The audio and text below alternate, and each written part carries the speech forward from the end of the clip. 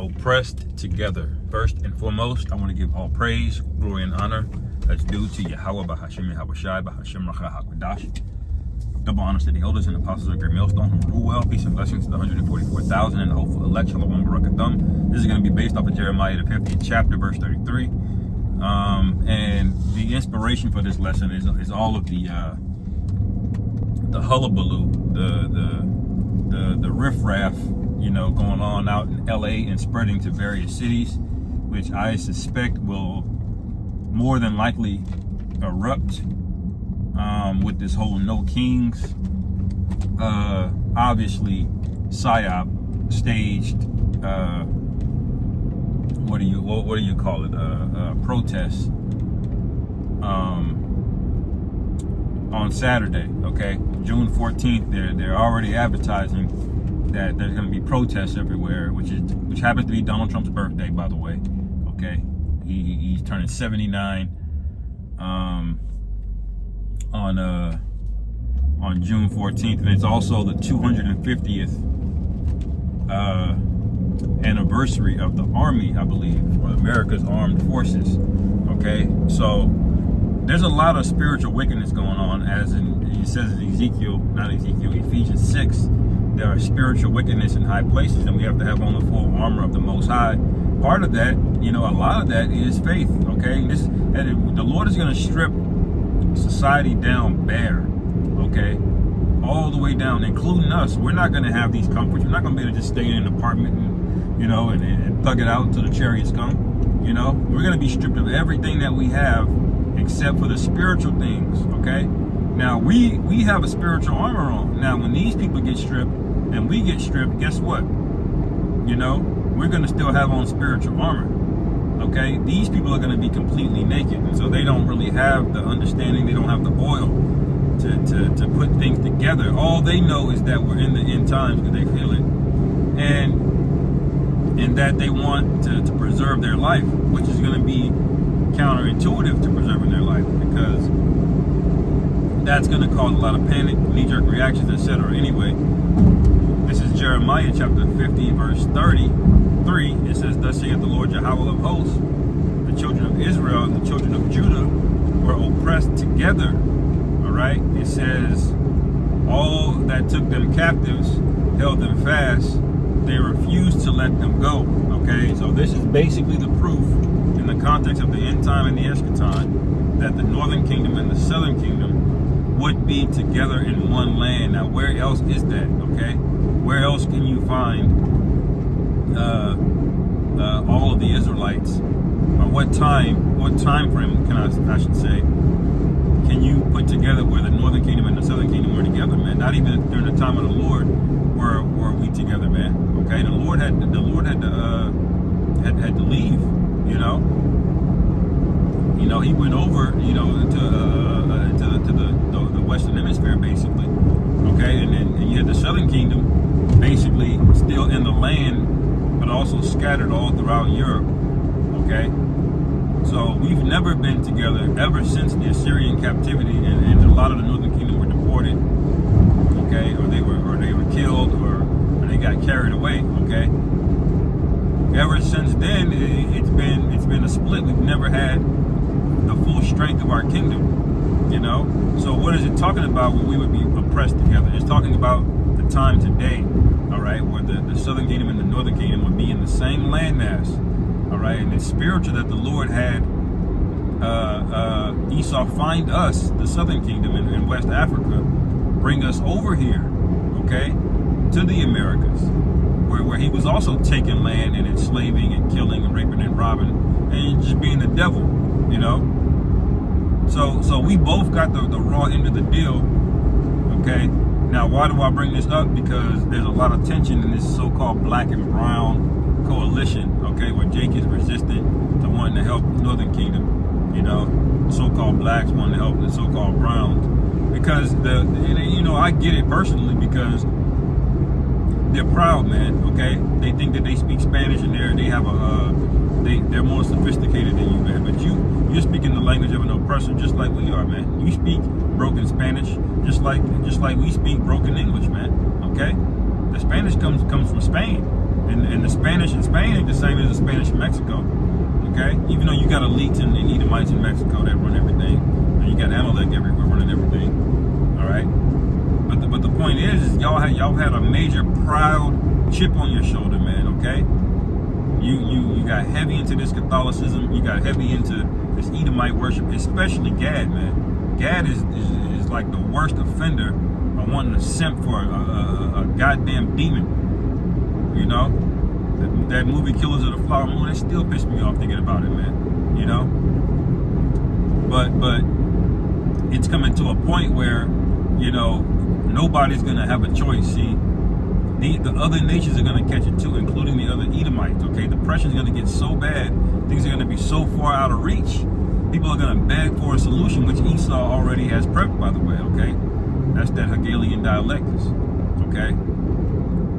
Where they create the problem, okay, and then they all of a sudden they're the only ones that had a solution for the problem, you know, miraculously, you know, it's a play action, okay, play action pass, the same one he's been doing since he's had his claws in America, man, you know, and so when all things get bad, okay, the so-called Asians, the so-called Chinese and Japanese, everybody's gonna go to their own houses, man.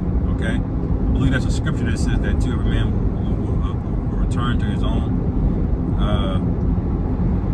places. You know, I may be butchering that, but people have a tendency to stick around their own people. Okay, now what's going to be found out is that the Moabites don't mess, which are the so-called Chinese. They don't mess with the so-called East Indians like that, and the East Indians don't mess with the so-called Arabs like that, and the Arabs don't mess with so-called Hispanics like that. Okay, it's going to be every man for himself. It's going to be divided. Okay, and even within those, they're going to be divided. Families are going to be divided. Okay, this is going to be the time of division that I go into a lot, and what you're going to have is everybody divided, every man for himself. You know, you're split on all kinds, whatever dimension you can be split on, you're going to be split on. Okay, but it's promised that the Southern Kingdom and the Northern Kingdom would reconcile. Okay, so our differences are going to be put aside. I'm gonna go to verse 34. Usually I can read on a Friday. The traffic is a little lighter. Jeremiah 50 and 34. It says, "Their Redeemer is strong. The Lord Yahweh of hosts is his name. He shall thoroughly plead their cause, that he may give rest to the land and disquiet the inhabitants of Babylon." See, the inhabitants here are going to be disquieted. Why? Because they're going to be in disarray. They're going to see us organizing and coming together. All right, and then that's where the standard's going to have to be lifted up. Okay, that's where a lot of the elect are going to be sealed or brought into the fold, where the standard's going to be lifted up for them. Miracles are going to be done. Okay, all types of things are going to be done in the days that we're coming into, because the days are evil. Okay, I was reading that in the 2nd Esdras 14th chapter. Okay, where it says many days after this there'll be greater evils many days after this. Okay, so when you see the Northern Kingdom getting persecuted by ICE and all of these things, and these narratives are being pushed, all right, they're gonna have to have something to lean on. Okay, and that's gonna be Big Brother Judah. Okay, which once Judah get his lazy ass up, that's it, man. Okay. They've been worried about the so-called black man rebelling ever since they brought us over here. Okay? They've been worried about it. You know, when Haiti had their revolution, you know, in 1809 or something like that, 1804 maybe. That scared the hell out of them, man. Okay? The French just stopped going over there. They said, well, just pay us reparations. Okay, but it was too risky to try to enslave them, okay? They already knew they had it in them. They'll put you to death, man. Okay, and they had the audacity to charge reparations because they lost slaves. Okay, and the United States helped them. That's why they paid it, because the United States was going to step in and finish the job that the French didn't do.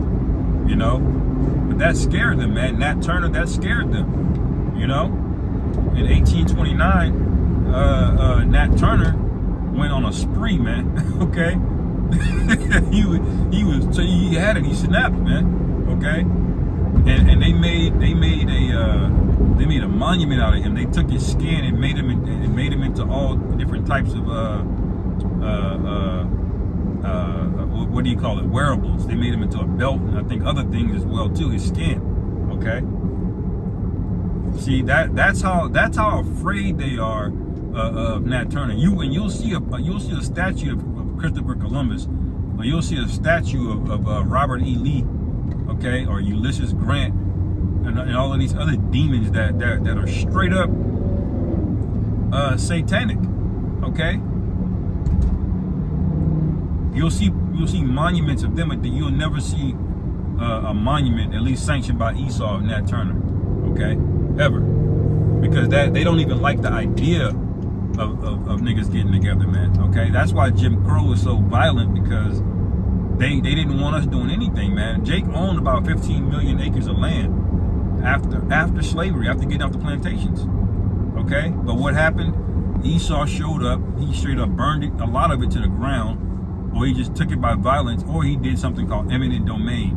Okay, which is when the government redeclares land or rezoned it to something else. Prime example.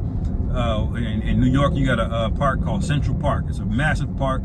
You know how Manhattan is. It's kind of like a linear, rectangular kind of like island.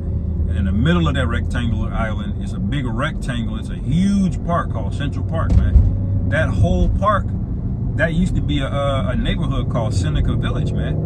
Okay? And it was all Jake's. Now imagine if Jake still owned that prime midtown Manhattan real estate today, man. What kind of wealth could you have? You know? But systematically, Esau came in and took it. See that? Because he's always been afraid. This nigga's a hoe, man. Okay?